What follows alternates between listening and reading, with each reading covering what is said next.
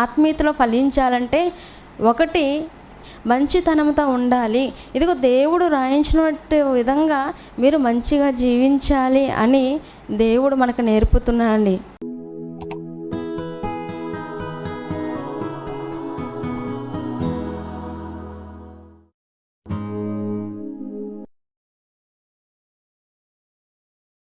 అక్కడ అపోస్తలుల కార్యంలో మనం చూడగలిగితే అపోస్తలుల కార్యము 24వ అధ్యాయము, అపోస్తలుల కార్యము 24వ అధ్యాయానికి మనం రాగలిగితే ఇక్కడ కూడా మంచి పేరు తెచ్చుకోవాలనుకున్నవారు, నేను మంచివాడిని అని అనిపించుకోవాలనుకున్నటువంటి వారు చేస్తున్నటువంటి పనుల గురించి మనం చూసామనుకోండి. ఇక్కడ పౌలు గారు 3వ ప్రయాణంలో మరి అక్కడ ఏమవుతున్నారంటే కైసరేలో హౌస్ అరెస్ట్లో ఉంటున్నారనమాట. పౌలు గారు 3వ ప్రయాణంలో కైసరేలో హౌస్ అరెస్ట్లో ఉంటున్నారు. ఎంతకాలం ఉంటున్నారు అని మనం ఆలోచన చేయగలిగితే 2 సంవత్సరాల కాలంలో ఉన్నారు. అప్పుడు అక్కడ గవర్నర్గా ఎవరున్నారని మనం చూడగలిగితే అక్కడ ఫెలిక్స్ ఉన్నారు. ఒకసారి అపోస్తలుల కార్యములు 24వ అధ్యాయము 27వ వచనంలో మనం చూడగలిగితే 2 సంవత్సరములు అయిన తర్వాత ఫెలిక్స్కు ప్రతిగా పోర్కియు ఫేస్తు వచ్చెను. ఇక్కడ ఫెలిక్స్కు బదులుగా ఎవరు వచ్చారంట? 2 సంవత్సరాలు కైసరేలో మరి పౌలు గారు హౌస్ అరెస్ట్లో ఉన్నారు. అలా ఉంటున్నప్పుడు అక్కడ గవర్నర్గా ఎవరున్నారంటే ఫెలిక్స్ ఉన్నారు. ఈ ఫెలిక్స్కు బదులు ఈ ఫెలిక్స్ తర్వాత ఫెలిక్స్ మరి వేరే ప్రాంతానికి వెళ్ళిపోతే ఇప్పుడు మన వాళ్ళు కూడా ఎలా ఉంటారండి, ఇప్పుడు ఒక హెడ్ మాస్టర్ ఉన్నారనుకోండి, ఒక స్కూల్లో పనిచేస్తున్నారు. ఇప్పుడు ఆ బాధ్యతలంతా ఎవరికి అప్పగించాలి? నెక్స్ట్ ఎవరైతే హెడ్ మాస్టర్గా ఉంటారో వారికి అప్పగించాలి ఆ బాధ్యతలను.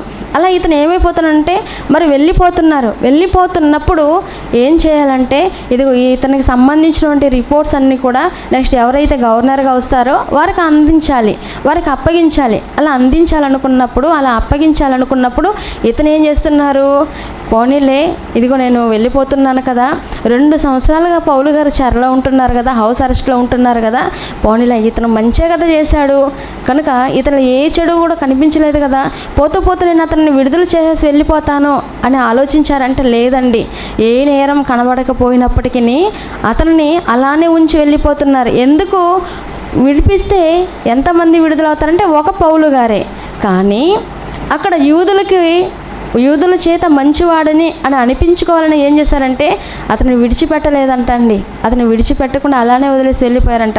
ఆ మాటలు మనం చూడగలిగితే 2 సంవత్సరములు అయిన తర్వాత ఫెలిక్స్కు ప్రతిగా పోర్కీ ఫేస్తు వచ్చెను.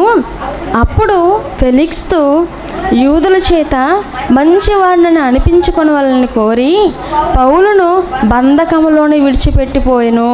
ఏంటండి, వెళ్తూ మరి విడుదల చేయొచ్చు కదా? లేదండి. ఈరోజు మనం ఆలోచన చేయగలిగితే ఒక గాంధీ జయంతి వచ్చింది అనుకోండి. గాంధీ జయంతి వచ్చినప్పుడు ఖైదీలను కొంతమంది ఇదిగో ఎవరైతే మంచి ప్రవర్తన కలిగి ఉంటారో అలాంటి వాళ్ళని వెళ్తూ విడిపించాలి. ఇదిగో పలానా రోజు మరి గాంధీ జయంతి రోజు విడిపించాలి, లేదంటే ఆగస్టు 15th రోజు కొంతమంది ఖైదీలను విడుదల చేయాలి అని ఇలా ఆలోచిస్తారు కదా.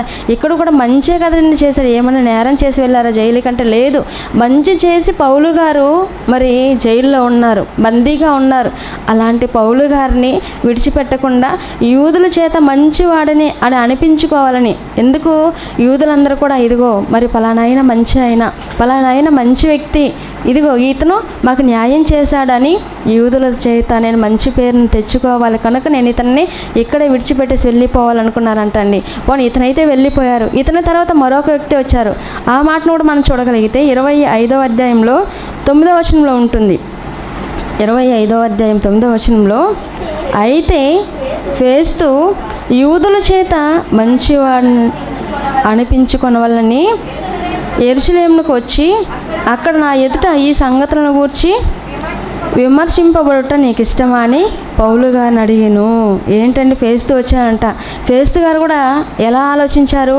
యూదుల చేత మంచివాడని అని అనిపించుకోవాలి. ఇక్కడ ఇరువురు అంటే ఇద్దరు గవర్నర్లు కూడా ఎవరి విషయంలో ఆలోచించారంటే యూదుల గురించి ఆలోచించారు. ఇదిగోండి అతను విడిచిపెట్టొచ్చు కదా, లేదండి, ఎందుకంటే అతను మంచివాడు కనుక అతను మంచివాడిని విడిచిపెట్టడం లేదు. ఈరోజు మరి క్రిస్మస్ వచ్చినప్పుడు కానివ్వండి, లేదంటే ఈస్టర్ డే అలాంటప్పుడు మరి రాజకీయ నాయకులను పిలిచామనుకోండి, ఇదిగోండి మీరు మా సంఘానికి రండి, చర్చికి రండి, 2 మాటలు ప్రజల కొరకు మాట్లాడండి, కేక్ కటింగ్ చేయండి అని అన్నప్పుడు వస్తారంటే రారు. ఎందుకు?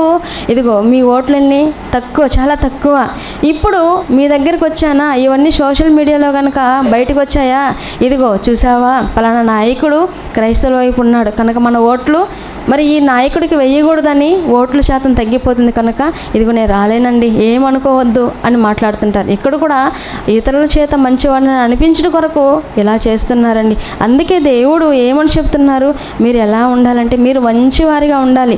దేవుడు మంచివాడు కదా, దేవుడు మంచివాడు కనుక మనలను కూడా మంచివానిగా ఉండమంటున్నారండి. ఒకసారి మోషే గారితో దేవుడు ఏమని చెబుతున్నారు ఒకసారి మనం చూడగలిగితే, మోషే గారితో దేవుడు చెబుతూ ఇదిగో నేను మంచివాడిని అని చెబుతున్నారండి. నిర్గమకాండం 33వ అధ్యాయము 18-19 వచనాలు మనం చూడగలిగితే, నిర్గమకాండం 33వ అధ్యాయము 18-19 వచనాలు మనం చూడగలిగితే, ఆయన 18వ వచనం చూద్దాం. అతడు దయచేసి నీ మహిమను నాకు చూపుము అంటున్నారండి. ఎవరు చెబుతున్నారు? మోషే గారు చెబుతున్నారు. మోషే గారు అలా అడుగుతున్నప్పుడు తండ్రి అయిన దేవుడు చెబుతున్నారు, ఆయన నా మంచితనం అంతయు నీ ఎదుట కనపరిచెదను. దేవుడు చెప్తున్నానండి, నేను మంచివాడిని, నా మంచితనం అంతయు ఇదిగో నీ ఎదుట నేను కనపరుస్తాను మోషే. ఇదిగో నేను ఎలాంటి వాడినంటే నేను మంచివాడిని మోషే అని దేవుడు చెప్తున్నారండి. ఇంతకీ దేవుడు మాత్రమే మంచివారంటే కాదండి, యేసుక్రీస్తుల వారు కూడా మంచివారే. ఎందుకంటే తండ్రి లక్షణాలను కలిగినటువంటి వ్యక్తిగా యేసుక్రీస్తుల వారు ఉన్నారండి. ఒకసారి తండ్రి ఎంత మంచివారో మరి యేసుక్రీస్తుల వారు కూడా ఎంత మంచిగా కనబడతారో ఒకసారి మనం చూడగలిగితే, మత్తయి సువార్త 19వ అధ్యాయము,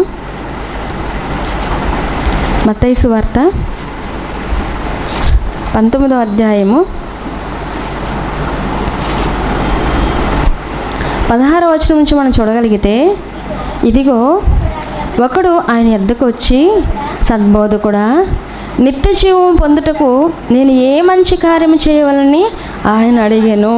ఇదే మాట మార్కు సువార్తలో చూడగలిగితే ఏమని ఉంటుందంటే సద్బోధకుడా అని ఉంటుంది. అంటే మంచివాడా, సత్పురుషుడా అంటే మంచివాడా. యేసుక్రీస్తుల వారిని ఒకడు మాట్లాడుతున్నాడు. ఏమని చెబుతున్నారు? ఇదిగో ఒకడు ఆయన యొద్దకు వచ్చి సద్బోధకుడా, సత్పురుషుడా, బోధకుడా అని చెబుతూ నిత్య జీవం పొందుటకు నేను ఏ మంచి కార్యం చేయవాలని ఆయన అడిగారు. ఇదిగో నేను నిత్య జీవం పొందుకోవాలి, నేను నిత్య జీవానికి వెళ్ళాలి, నేను నిత్య జీవానికి వెళ్ళాలి కనుక నేను ఎలాంటి మంచి కార్యం చేయాలి, ఏ మంచి కార్యం చేయాలి అని యేసుక్రీస్తుల వారిని అడుగుతున్నప్పుడు యేసుక్రీస్తుల వారు ఏమని సమాధానం ఇస్తున్నారు ఒకసారి చూడగలిగితే, అందుకు ఆయన మంచి కార్యమును గూర్చి నన్ను ఎందుకు అడుగుచున్నావు, మంచివాడు ఒకడే. ఎవరా మంచివాడంటే కన్న తండ్రి అయిన దేవుడు. దేవుడు మంచివాడు, నన్ను ఎందుకు అడుగుతున్నావు అని చెబుతూ, నీవు ఒకవేళ నిత్య జీవానికి వెళ్ళాలని అనుకుంటున్నావా, నీవు జీవంలో ప్రవేశింపగోరిని ఎడల ఆజ్ఞలను గైకొనమని చెప్పాను. ఇదిగో దేవుడు కొన్ని ఆజ్ఞలు ఇచ్చాడు కదా ఆ రోజు ఇశ్రాయేలుకి.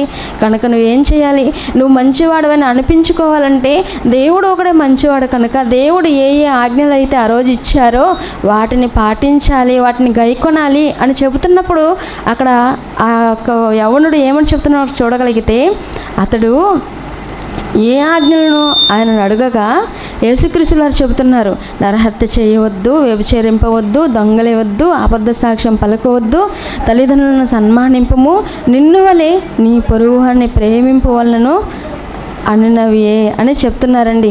ఏంటండి మరి నిత్య జీవాన్ని పొందుకోవాలంటే ఇదిగో ఈ ఆజ్ఞలను పాటించు అని చెబుతున్నప్పుడు ఇదిగో నేను వీటన్నిటిని పాటిస్తూనే ఉన్నానని చెప్తున్నారండి. అంటే మంచివాడా అని యేసుక్రీస్తు అని పిలుస్తున్నారు, బోధకుడా అని పిలుస్తున్నారు, సత్పురుషుడా అని పిలుస్తున్నారు, సద్బోధకుడా అని పిలుస్తున్నారు. అంటే యేసుక్రీస్తుల వారు ఎవరన్నమాట, మంచివారు. అలా మంచివారికి ఎన్ని బాధలండి, ఎన్ని శ్రమలు కలిగాయండి, ఎన్ని మాటలు నానా విధాలుగా మాట్లాడారు యేసుక్రీస్తు వారి గురించి అని మాట్లాడితే చాలండి. ఎందుకు చాలా మాట్లాడారు. ఎందుకు మాట్లాడారు మనం ఆలోచన చేయగలిగితే, రోగులను స్వస్థపరిచినందుకు, రోగాలను తీసినందుకు, మంచి కార్యములు చేసినందుకు, మంచి క్రియలు చేసినందుకు యేసుక్రీస్తుల వారికి ఎన్నో అవమానాలు జరిగాయండి. ఒకసారి మనము యోహాను సువార్త 18వ అధ్యాయము 23వ వచనంలో ఒక మాటను మనం చూడగలిగితే, యోహాను సువార్త 18వ అధ్యాయము 23వ వచనంలో మనం చూడగలిగితే, అందుకు యేసు, నేను కాని మాటలు ఆడిన యెడల ఆ కాని మాట ఏదో చెప్పుము. యేసుక్రీస్తుల వారు చెప్తున్నారండి, ఇదిగో నేను చెప్పకూడని మాట ఏదైనా చెప్పుంటే చెప్పండి, ఆ మాట ఏంటో. ఇదిగో నేను మాట్లాడకూడని మంచి మాట, అంటే మంచిది కాని మాట, చెడ్డ మాట ఏదైనా నేను మాట్లాడుంటే చెప్పండి. నేనేమన్నా చెడు మాట్లాడానా? లేదే. నేనేమన్నా చెడ్డ కార్యాలు చేశానా? లేదే. ఇదిగో నేను మాట్లాడిన మాటలు ఏంటంటే మంచి మాటలు. నా తండ్రి మంచివాడు కనుక నేను కూడా మంచి మాటలే మాట్లాడుతున్నాను కనుక, ఇదిగో మరి నేను కాని మాట ఆడిన యెడల ఆ కాని మాట ఏదో చెప్పుము. మంచి మాట ఆడిన యెడల నన్ను ఎలా కొట్టుచున్నారు, నన్ను ఎందుకు కొట్టుచున్నారు, ఇదిగో నన్ను ఎందుకు కొట్టుచున్నారు, నన్ను ఎందుకు తిట్టుచున్నారని యేసుక్రీస్తు వారు చెప్తున్నారండి. తండ్రి ఏదైతే చెప్పారో, తండ్రి చెప్పినటువంటి పనిని చేసినటువంటి వ్యక్తిగా యేసుక్రీస్తు వారు కనబడుతున్నారండి. యేసుక్రీస్తు వారు చెప్పింది ఏంటంటే మంచి మాటలే చెప్పారు, మంచి క్రియలు చేశారు. అలా మంచి క్రియలు చేసినందుకు, మంచి మాటలు చెప్పినందుకే యేసుక్రీస్తుల వారిని కొట్టినట్లుగా ఇక్కడ కనబడుతుందండి. ఈరోజు సమాజంలో కూడా ఇదిగో మనం మంచిగా బ్రతకాలన్నా బ్రతకనివ్వడం లేదండి అని మాట్లాడుతుంటారు. వాళ్ళు బ్రతకనివ్వరు. అయినప్పటికీ మనం ఎలా బ్రతకాలంటే మంచిగానే బ్రతకాలి. ఓ సమాజంలో మనం మంచిగా బ్రతుకుతున్నా ఇదిగోండి అవతల వారు చూసి ఓర్చుకోలేరని అంటుంటారు. కానీ వాళ్ళు ఓర్చుకోకపోయినా మనం ఎలా బ్రతకాలి?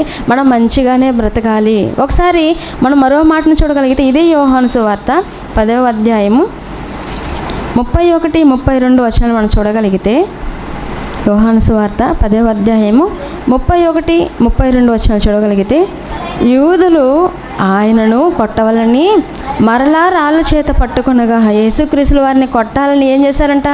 రాళ్ళు చేత పట్టుకున్నారంట అండి. ఎందుకు రాళ్ళు చేత పట్టుకున్నారు? ఇదిగో ఎంతోమందికి రోగులను స్వస్థపరుస్తున్నారు, ఎంతోమందికి ఆహారాన్ని పంచిపెడుతున్నారు, ఎంతోమందికి మంచి మాటలు చెప్పి తండ్రి అయిన దేవుని వైపుకు నడిపిస్తున్నారు. అలా నడిపిస్తున్నందుకే యేసుక్రీస్తుల వారిని రాళ్ళతో కొడుచున్నారంటండి. రాళ్ళు చేత పట్టుకుంటున్నారు. ఎందుకంటే యేసుక్రీస్తుల వారిని కొట్టాలని, యేసుక్రీస్తుల వారిని గాయపరచాలని. ఏ చెడు చేశారండి? ఏ చెడు చేయలేదు, మంచి చేశారు కనుకనే యేసుక్రీస్తుల వారికి దెబ్బలు, మంచి చేశారు కనుకనే యేసుక్రీస్తుల వారికి అవమానాలు, మంచి చేశారు కనుకనే యేసుక్రీస్తుల వారికి నిందలు. ఇక్కడ కూడా ఏం చేస్తున్నారంటే యూదులు ఆయనను కొట్టాలని రాళ్ళు చేత పట్టుకుంటున్నారంటండి. యేసుక్రీస్తుల వారు చెబుతున్నారు, యేసుక్రీస్తుల వారు మాట్లాడుతూ, తండ్రి యొద్ద నుండి అనేకమైన మంచి క్రియలను మీకు చూపితని. ఇదిగో నా తండ్రి మంచివాడు కదా, నా తండ్రి ఏదైతే నాకు నేర్పించాడో ఈ మంచిని నేను మీకు చూపుతున్నాను, ఈ మంచిని నేను నా జీవితంలో మీకు చూపిస్తున్నాను, ఈ మంచిని ఇదిగో మీరు నేర్చుకోవాలని మీకు నేర్పిస్తున్నాను, ఈ మంచి వైపే మిమ్మల్ని నడిపిస్తున్నాను, ఈ మంచితనంగానే మీరు ఉండాలని కోరుకుంటున్నాను. ఎందుకు నన్ను రాళ్లతో కొడుతున్నారు, ఎందుకు నా మీద రాళ్ళు రువ్వుతున్నారని యేసుక్రీస్తుల వారు చెబుతున్నారండి. ఇదిగో తండ్రి యొద్ద నుండి అనేకమైన మంచి క్రియలను మీకు చూపితని, వాటిలో ఏ క్రియ నిమిత్తం నన్ను రాళ్లతో కొట్టుదురని వారిని అడిగాను. ఎందుకు కొడుతున్నారు? నేను ఆహారం పంచిపెట్టినందుక, రోగులను స్వస్థపరిచినందుక, లేదంటే మంచి మాటలు చెప్పినందుక? ఎందుకు కొడుతున్నారు నాకు చెప్పండి. మనం కూడా పిల్లల్ని ఏమైనా దండించామనుకోండి, రే నువ్వు మంచిగా ఉండాలి అని అన్నప్పుడు ఎందుకు కొడుతున్నావు మరి నాకు చెప్పు అంటుంటారు. ఎందుకు కొడుతున్నారు? కారణం చెప్పు. ఎందుకంటే ఇదిగో నేను దెబ్బలు తింటున్నాను కదా, ఎందుకు తినాలి, నేను చేసిన తప్పేంటి అని అడుగుతున్నారు. మరి పిల్లలే ఇంత గొప్పగా అడుగుతున్నప్పుడు యేసుక్రీస్తుల వారు ఏమైనా తప్పు చేశారా? ఏ నేరం చేయలేదండి, ఏ తప్పు చేయలేదండి. అన్నీ మంచి కార్యాలే చేశారు, అన్నీ మంచి పనులే చేశారు. కనుకనే ఇదిగో మరి ఏ మంచి చేసినందుకు నన్ను కొడుతున్నారని యేసుక్రీస్తుల వారు వారిని ప్రశ్నిస్తున్నట్లు కనబడుతున్నారండి. ఒకసారి మంచి మాటల గురించి, మనం మంచిగా ఎలా ఉండాలి, ఆ మంచి మాటల గురించి దేవుడు ఏమని నేర్పిస్తున్నాడో మనం ఒకసారి తీతుకు అపోస్తలుడైనటువంటి పౌలు గారు తీతుకు పత్రికను రాస్తూ, ఆ తీతుకు రాసిన పత్రికలో ఏమని చెబుతున్నారో ఒకసారి మనం చూడగలిగితే, తీతుకు రాసినటువంటి పత్రిక 2వ అధ్యాయము, తీతుకు రాసిన పత్రిక 2వ అధ్యాయము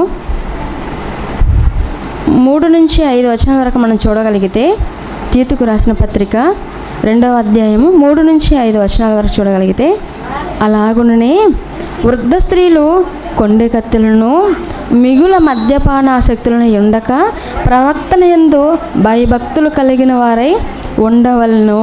ఇక్కడ చెప్తున్నారండి, వృద్ధ స్త్రీలు అంటే ఇదిగో ముసలివారి గురించి చెప్తున్నారు అని అనుకోకూడదు. అంటే పెద్దవారు, వయసులో పెద్దవాళ్ళు, అనుభవం కలిగినటువంటి వారు, ఇదిగో మరి పిల్లలు కలిగిన వాళ్ళు. పిల్లలు కలిగినటువంటి వారికి ఏముంటుందండి? అనుభవం ఉంటుంది. ఇలా అనుభవజ్ఞులైన వారి గురించి చెబుతూ మీరు ఎలా ఉండాలంటే, మీరు కొండె కత్తులుగా ఉండకూడదు. మీరు మిగుల మద్యపాన ఆసక్తులై ఉండక ప్రవర్తన యందు భయభక్తులు గలవారై ఉండవలను. పెద్దవారు ప్రవర్తన యందు భయభక్తులు కలిగి ఉన్నారనుకోండి, ఆటోమేటిక్గా పిల్లలు ఏం చేస్తారు? అమ్మ పెద్దవాళ్ళు ఇంత భయభక్తులుగా ఉంటే మనం ఏం చేయాలి? వారిలా మేము ఉండాలి, వారిలా మేము నడుచుకోవాలి, నేను ఆ విధంగానే ఉండాలని పెద్దలను చూసి పిల్లలు నేర్చుకుంటారండి. ఎప్పుడు మనం భయభక్తులుగా ఉన్నప్పుడు, ఇదిగో మీరు ఎంత మంచివారిగా ఉంటారో, మీరు ఏ విధంగా భయభక్తులు కలిగి ఉంటారో మీ పిల్లలు కూడా అదే విధంగా ఉంటారని చెప్తున్నారండి దేవుడు. అందుకే ఇక్కడ చెబుతూ మీరు ఎలా ఉండాలంటే, ప్రవర్తన యందు భయభక్తులు గలవారై ఉండవలననియు దేవుని వాక్యము దూషింపబడకున్నట్లు. దేవుని వాక్యం దూషింపబడకూడదంట అండి. ఏంటి దేవుని వాక్యం మన నిమిత్తం దూషింపబడుతుందా అని మనకు డౌట్ రావచ్చు. అవునండి, చాలామంది మాట్లాడుతూ ఇదిగో మీరు చర్చికి వెళ్ళొస్తున్నారు కదా, దేవుని సన్నిధికి వెళ్ళేసి వస్తున్నారు కదా, మీరు క్రైస్తవులు కదా, మీరు ఈ మాటలు మాట్లాడొచ్చా అని అంటుంటారు. ఎవరు?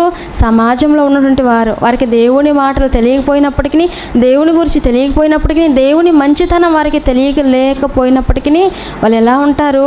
ఇదిగో వీరు క్రైస్తవులు, వీరు దేవుడు మంచివాడు కనుక వీరు ఎలా ఉండాలి? వీళ్ళు కూడా మంచి వాళ్ళుగా ఉండాలి అని చెబుతుంటారండి. ఇదిగో మీరు చెడ్డ మాట మాట్లాడకూడదని సమాజంలో ఉన్నటువంటి వారు మాట్లాడుతుంటారు. అందుకే మీ ప్రవర్తన ఎలా ఉండాలంటే చాలా మంచిగా ఉండాలి, భయభక్తులు కలిగిన వారై ఉండాలి. దేవుని వాక్యము అన్ని జనుల మధ్య దూషణ పాలు కాకూడదని చెప్తున్నానండి. ఇదిగో దేవుని మాటలు, దేవుని వాక్యం దూషింపబడుకున్నట్లు యవ్వన స్త్రీలు తమ భర్తలకు లోబడి ఉండి ఏం చేయాలంటండి? మరి యవ్వన స్త్రీల గురించే కదా చెప్పారు, మేము పెద్దవారం కదా, మేము భర్తలకు లోబడకూడదు కదా అని అనుకోకూడదు. ఇక్కడ చెబుతున్నటువంటి మాటలు అందరికీ చెబుతున్నారండి. యవ్వనస్తులకు చెబుతున్నారు, పెద్దవాళ్ళకి చెబుతున్నారు, వృద్ధులకి చెబుతున్నారు, పిల్లలకి చెబుతున్నారు, తల్లులకి చెబుతున్నారు, చెల్లెలకి చెబుతున్నారు. అందరి గురించి దేవుడు రాయించినటువంటి మాటలు ఇవి. కనుక మీరు ఎలా ఉండాలి? మీరు యవ్వన స్త్రీలు తమ భర్తలకు లోబడి ఉండాలి, భర్త మీద తిరుగుబాటు చేయకూడదు. ఎలా ఉండాలంటే లోబడి ఉండాలి. అందుకే మరి అబ్రహాం గారి విషయంలో శారమ్మ ఎలా ఉన్నారు? యజమానుడు, ఒక బాస్, అంటే ఒక ఉద్యోగంలో ఒక బాస్కి ఎలాగైతే పనిచేసేవారు భయపడతారో, నువ్వేం చేయాలి? నీ యజమానుడిని నువ్వు గౌరవించాలి, నీ యజమానుడు నీకు బాస్ అని గుర్తించాలి, నీ యజమానునికి నువ్వు లోబడి ఉండాలి. నువ్వెంత నేనెంత అని మాట్లాడుకున్నారంటే అనుకోండి, కుటుంబం ఏమైపోతుంది? చిన్నాభిన్నం అయిపోతుంది. కనుక ఇక్కడ పురుషుడు తన భర్త ఎవరిని భావించాలి? ఒక బాస్గా భావించాలి. యజమానుడిని గుర్తించి యవ్వన స్త్రీలు తమ భర్తలకు ఏం చేయాలి? లోబడి ఉండాలి. తమ భర్తలను, శిశువులను ప్రేమించేవారును వాళ్ళని ఏం చేయాలంట? ప్రేమించాలంట. ప్రేమించడం మాత్రమే కాదంటండి, ప్రేమించేవారనై ఉండాలి. అదేవిధంగా మీరు ఏం చేయాలి? స్వస్థ బుద్ధి గలవారును, మంచి బుద్ధి కలిగినటువంటి వారిగా ఉండాలి. మనం మంచివారిగా ఉన్నామనుకోండి, మన ఇంట్లో ఉన్న కుటుంబం మంచిగా ఉంటుంది. మనం మంచివారిగా ఉన్నామనుకోండి, మన పిల్లలుగా మంచిగా ఉంటారు. అందుకే స్వస్థ బుద్ధి గలవారును, పవిత్రులను, ఇంట ఉండి పని చేసుకుని వారును. ఇంట్లో ఉండి ఏం చేయాలంట? పని చేసేవారిగా ఉండాలి. నేను ఇంట్లో ఉన్నాను కదా కనుక నేను ఏం పని చేయను అని అనకూడదు. ఏం చేయాలి? ఇంట ఉండి పని చేసుకోవాలి. ఆ తర్వాత మంచివారనై ఉండవలనని. ఎలా ఉండాలంటండి? మంచివారిగా ఉండాలంట. మంచివారిగా ఉండవలనని బుద్ధి చెప్పుచు, మంచివారిగా ఉండాలని బుద్ధి చెప్పేవారిగా మనం అంతా ఉండాలంట అండి. మంచివారిగా ఉండవాలని బుద్ధి చెప్పుచు మంచి ఉపదేశము చేయువారినై ఉండవలని బోధించము. మీరు ఏం చేయాలి? ఇదిగో మీరు ఏం చేయాలంటే మీరు మంచివారిగా ఉండాలి. మీరు మంచి ఉపదేశాన్ని మీరు నేర్చుకోవడమే కాకుండా మీరు కూడా మీ ఇంట్లో ఉన్నటువంటి వారిని గౌరవించి మంచి బోధ చేసేవారిగా మీరు ఉండాలని ఇక్కడ పౌలు గారు మరి తీతుకు పత్రికను రాస్తూ చెబుతున్నారండి. ఎందుకంటే ఈరోజు ఉన్నటువంటి వారిలో మంచి కనబడుతుందంటే లేదండి, ఎక్కడ చూసినా చెడు కనబడుతుందని మనమే చెబుతున్నాం. ఎక్కువగా ఏది ఉందంటే చెడే ఉంది. కనుక ఈ చెడు నుంచి మనం ఏమైపోవాలంటే దూరం అవ్వాలి. ఈ చెడు నుంచి మనం తప్పించుకోవాలి. చెడు నుంచి తప్పించుకోవాలంటే ఏది మనకు ఉండాలంటే మంచి మనం తీసుకోవాలి. ఏది మంచిది అన్నప్పుడు దేవుని మాటలు మంచివి. అందుకే కదా ఆ దేవుని మాటలను, తండ్రి మాటలను ఎవరు చెప్పారంటే యేసుక్రీస్తు వారు చెప్పారు. ఆ తర్వాత పౌలు గారు కూడా పాటించారు. పౌలు గారు ఆ మంచి మాటలను చెప్పినందుకే కదా అంత మరి శ్రమలు అనుభవించారు, అంత కష్టాన్ని అనుభవించినారు. ఎందుకు అనుభవించారంటే ఇదిగో మంచి మాటలు చెప్పినందుకు. అందుకే ఇక్కడ చెబుతూ ఇదిగో యోసేపు గారి గురించి కూడా మనకు దేవుడు రాయించాడండి. ఎందుకంటే అతడు మంచి గృహ నిర్వాహకుడు. యోసేపు ఎవరంట? మంచి గృహ నిర్వాహకుడు. పోతీఫర్ గారు మొత్తం ఆ ఇంటినంతా, ఆ బాధ్యతనంతా ఎవరికి అప్పగించారంటే ఇదిగో మరి యోసేపు గారికి అప్పగించారు. అలా యోసేపు గారికి అప్పగించినప్పుడు ఆయన ఎలా ఉన్నారంటే మంచివాడిగా ఉన్నాడు. కనుకనే తన ఇంట్లో ఏమున్నాయో ఏమి లేవు అన్నటువంటి సంగతులు ఎవరికి తెలియదంట?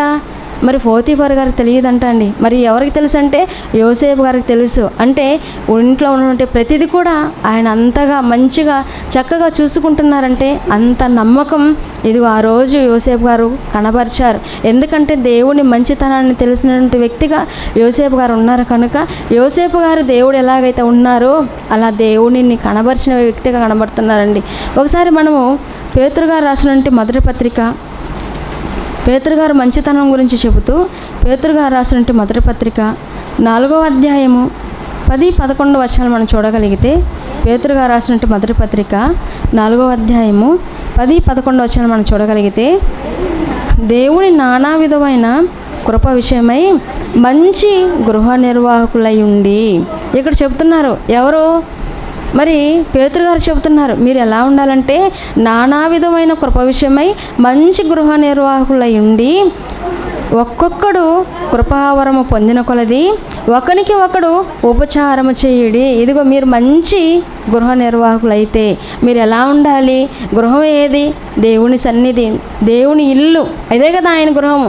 మరి ఆ దేవుని ఇంటిలో గృహ నిర్వాహకులుగా ఉండాలనుకుంటే ఇదిగో మీరు ఎలా ఉండాలంటే మంచివారిగా ఉండాలి. మంచివారిగా ఉంటూ దేవుని ఇంట్లో మీరు ఎలా ఉండాలి? ఒకసారి మనం చూడగలిగితే, ఒకడు బోధించిన ఎడల దేవోక్తులను బోధించినట్టు బోధింపవలను, ఒకడు ఉపచారము చేసిన ఎడల దేవుడు అనుగ్రహించు సామర్థ్యం కొలది సామర్థ్యం నొంది చేయవలను. ఇక్కడ చెప్తున్నానండి, ఒకడు బోధించిన ఎడల దేవోక్తులను బోధించినట్టును బోధింపవలను.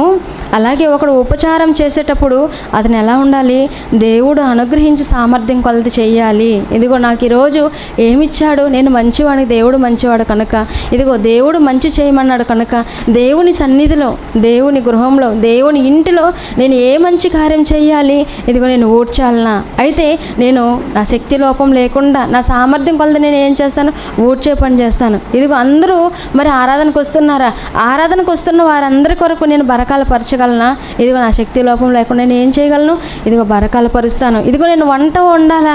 మరి నా శక్తి లోపం లేకుండా వంట వండగలను.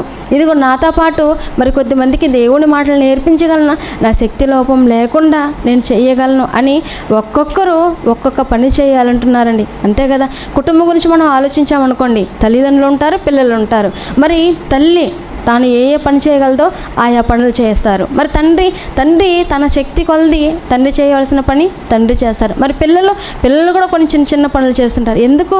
మరి ఒక కుటుంబం కనుక ఈ కుటుంబంలో అందరూ కలిసి పనిచేస్తానే ఇదిగో మనం త్వరగా మన పనులు ముగించుకుంటాము అని ఎలాగైతే ఆలోచిస్తామో, దేవుని పనిలో కూడా, దేవుని సన్నిధిలో కూడా ఎలా ఉండాలంటే దేవుని సన్నిధిలో ఇదిగో మన చేతికి ఏ పని అయితే వస్తుందో ఆ పనిని మనము శక్తి లోపం లేకుండా చేసేవారిగా ఉండాలి. అందుకే మంచివారిగా మీరు ఉండాలి అని చెప్తున్నారండి. గృహ నిర్వాహకులై ఉండి, ఈ గృహం ఇది దేవుని ఇల్లు, ఇది నాది అని అనుకుంటే నువ్వు అన్ని పనులు కలిసి చేయగలవు. ఇది నాది కాదు అని అనుకున్నావు అనుకో ఏ పని చేయలేవు. అంతే కదండి. మనం ఎవరింటికన్నా గెస్ట్గా వెళ్ళామనుకోండి, ఎవరింటికన్నా వెళ్ళాం గెస్ట్లు వెళ్ళి ఆ ఇంట్లో చెత్త ఊడ్చడం, వంట చేయడం, అలాగే మరి వడ్డించడం, బట్టలు ఉతకడం ఇవన్నీ చేస్తారా? చేయరు. ఎందుకు? నేను మీ ఇంటికి చీఫ్ గెస్ట్ అండి, నేను గెస్ట్ అంటారు. ఈ గెస్ట్ వాళ్ళు ఎలా ఉంటారు? వస్తారు, అలా కూర్చుంటారు, వెళ్ళిపోతారు. అదే ఆ ఇంట్లో వారు అనుకోండి, ఆ ఇంట్లో వాళ్ళు అనగానే ఇదిగో మరి అమ్మ మా ఇంటికి మరి గెస్ట్ వచ్చేస్తున్నారు కనుక ఇప్పుడు ఏం చేయాలి, ఇదిగో వాళ్ళు వచ్చే లోపల నా ఇల్లు శుభ్రంగా ఉండాలని, అది పురుషుల స్త్రీలా అని భేదం చూడరు, ఏమంటారు వెంటనే చీపురు తీసుకుంటారు, ఇల్లంతా ఊడ్చేస్తారు. ఎందుకు? నీ ఇంటి విషయంలో అయితే మాత్రం ఈ విధంగా ఆలోచిస్తున్నాం. మరి సంఘం విషయంలో మరి ప్రతి ఒక్కరు కూడా తమ చేతికి వచ్చిన పని ఏదైనా సరే చెయ్యాలని చెప్తున్నారండి. అంటే మన ఇంటి గురించి ఎంత ఆసక్తి కలిగి ఉంటామో అదేవిధంగా దేవుని ఇంటి విషయంలో కూడా అలాగే నడుచుకోవాలని చెప్తున్నారండి. ఒకసారి మనము పేతురు గారు రాసినట్టు మొదటి పత్రిక 2వ అధ్యాయము 12వ వచనంలో మనం చూడగలిగితే, పేతురు గారు రాసినట్టు మొదటి పత్రిక 2వ అధ్యాయము 12వ వచనంలో, అన్యజనులు మిమ్మును ఏ విషయంలో దుర్మార్గులని దూషింతురో ఆ విషయంలో వారు మీ సత్క్రియలను చూచి వాటి నుండి దర్శన దినము దేవుని మహిమపరిచినట్లు వారి మధ్యను మంచి ప్రవర్తన గలవారై ఉండవాలని మిమ్మును బతిమాలుకొనుచున్నాను. ఇదిగో మీరు ఎలా ఉండాలంటే సంఘంలో మాత్రమే కాదు, ఆదివారం కొంతసేపు మాత్రమే కాదు, మీరు సమాజంలో కూడా ఎలా కనబడాలి, మీరు మంచివారిగా కనపడాలి. దేవుని సన్నిధిలో ఎలాగైతే మంచివారిగా మంచి ప్రవర్తన కలిగిన వారిగా ఉంటారో అదేవిధంగా మీరు సమాజంలోనికి వెళ్ళినప్పుడు కూడా మీ మాటలు, మీ చూపులు, మీ ప్రవర్తన ఇవన్నీ కూడా మంచిగానే ఉండాలి అని చెబుతున్నారండి. ఈరోజు మనం ఎలా ఉన్నామో మనం ఆలోచన చేసుకోవాలి. అంటే మన మీద సాక్ష్యం చెబుతానంటండి, ఇదిగో వీరు దేవుని పిల్లల, వీరి మాటలు ఎలా ఉన్నాయి, ఇదిగో దేవుని సన్నిధికి వెళ్తున్నారు, అక్కడి నుంచి వస్తున్నారు, కానీ మాటలు ఎలా ఉన్నాయండి, నానా విధమైన మాటలు, వారి ప్రవర్తన అసలు దేవుని పిల్లలకి వీళ్ళకి అసలు పొందికే లేదు అని మన గురించి మాట్లాడకూడదంట అండి. అలాగ మాట్లాడకుండా ఉండాలంటే మనం ఏం చేయాలంటే మంచి ప్రవర్తన కలిగిన వారై ఉండాలి అని చెబుతున్నారండి. ఒకసారి ఫిలిప్పీలకు రాసిన పత్రిక 4వ అధ్యాయము 14వ వచనంలో మనం చూడగలిగితే, అపోస్తలుడైన పౌలు గారు ఫిలిప్పీ సంఘానికి రాసిన పత్రిక 4వ అధ్యాయము 14వ వచనాన్ని చూడగలిగితే, ఆయనను నా శ్రమల్లో మీరు పాలు పొచ్చుకున్నది మంచి పని, ఫిలిప్పీలారా సువార్తను నేను బోధింపనారంభించి మాసిదోనియ నుండి వచ్చినప్పుడు ఇచ్చే విషయంలోనూ పుచ్చుకొని విషయంలోనూ మీరు తప్ప మరి ఏ సంఘపు వారు నాతో పాలివారు కాలేదని మీకే తెలియను. ఏమని చెప్తున్నానండి, పౌలు గారి శ్రమల్లో ఉన్నప్పుడు అక్కడ ఎవరెవరు ఉన్నారంట, అక్కడ ఉన్నటువంటి వారు ఇదిగో ఆయనను నా శ్రమల్లో మీరు పాలు పుచ్చుకొనింది మంచిది, మీరు మంచి పని చేశారు. ఏంటంటే ఇదిగో మీరు సంపాదించింది దేవుని పని కొరకు ఉపయోగించమంటున్నారు, మీ సంపాదన దేవుని కొరకు ఖర్చు పెట్టమంటున్నారు. మీరు ఏం చేశారు, ఇదిగో దేవుని కొరకు మీ ధనాన్ని ఖర్చు చేస్తున్నారు, దేవుని కొరకు మీ సమయాన్ని ఖర్చు చేస్తున్నారు, దేవుని కొరకు ఇదిగో మీ మంచి కొరకు ఇదిగో ఎంతగానో ఆలోచిస్తున్నారని ఫిలిప్పీ సంఘంలో ఉన్నటువంటి వారి కొరకు పౌలు గారు చెప్తున్నారని అలా చెబుతూ, ఇదిగో మీరు ఫిలిప్పీలారా సువార్తను నేను బోధింపను ఆరంభించి మాసిదోనియ నుండి వచ్చినప్పుడు ఇచ్చే విషయంలోనూ పుచ్చుకొని విషయంలోనూ మీరు తప్ప మరి ఏ సంఘపు వారు నాతో పాలివారు కాలేదని మీకే తెలుసు. ఇదిగో మీరే ప్రతి విషయంలోనూ మీరే గొప్పవారిగా కనబడుతున్నారు, మీరే మంచివారిగా కనబడుతున్నారని ఒకనాడు ఫిలిప్పీ సంఘం గురించి మరి ఇక్కడ పౌలు గారు మాట్లాడుతున్నారంటే మన గురించి కూడా మరి క్రీస్తు సంఘం అనేటువంటి head office Bible open university మరి ఆత్మీయ తండ్రి గారు జయశాలి గారు మాట్లాడారు. ఇదిగో తిరుపతిలో ఉన్నటువంటి సంఘం అండి, ఆ సంఘంలో ఉన్నటువంటి వారండి ఎంత గొప్ప కార్యాలు చేస్తున్నారు, ఎన్నో మంచి పనులు చేస్తున్నారు. మంచి పనులు వీరు చేయడమే కాదండి, వారి జీవితాల్లో మంచిగా ఉండి చూపిస్తున్నారు అని మన గురించి చెప్పే విధంగా మనం నడుచుకోవాలండి. ఆ రోజు మరి పౌలు గారు చెబుతున్నారు, ఏ సంఘం గురించి అంటే ఫిలిప్పీల గురించి చెబుతున్నారు, ఫిలిప్పీలో ఉన్న సంఘం గురించి చెబుతున్నారండి. ఒకసారి మనం మరో మాట మనం చూడగలిగితే, యోహాను గారు రాసినటువంటి మూడవ పత్రిక 11వ వచనాన్ని మనం చూడగలిగితే, యోహాను గారు రాసినటువంటి 3వ పత్రిక 11వ వచనాన్ని మనం చూడగలిగితే, ప్రియుడా చెడు కార్యమును కాక మంచి కార్యమును అనుసరించి నడుచుకొనుము, మేలు చేయవాడు దేవుని సంబంధి, కీడు చేయవాడు దేవుణ్ణి చూచువాడు కాడు. ఇదిగో ప్రియుడా మీరు ఏం చేయాలి, చెడు కార్యమును కాక, ఇప్పటి వరకు చెడు కార్యం ఒకవేళ చేశారా, అలాంటి వారు మీరు ఏం చేయాలి, మానుకోండి అని చెప్తున్నారండి. చెడు కార్యమును కాక మంచి కార్యమును అనుసరించి నడుచుకోము. మీరు ఏం చేయాలంటే మంచి కార్యాలు చేయాలి. ఒకనాడు దేవుడు చేశాడు కదా, యేసుక్రీస్తు వారు చేశారు కదా, పౌలు గారు చేశారు కదా, ఆనాడు